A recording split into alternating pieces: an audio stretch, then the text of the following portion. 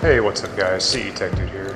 Today I want to show you how to record a hyperlapse with the Galaxy S9 or S9 Plus. The first thing you want to do, open your camera, scroll to the left, go until you find the hyperlapse option, and then simply just hit record. And the hyperlapse option will take small video clips.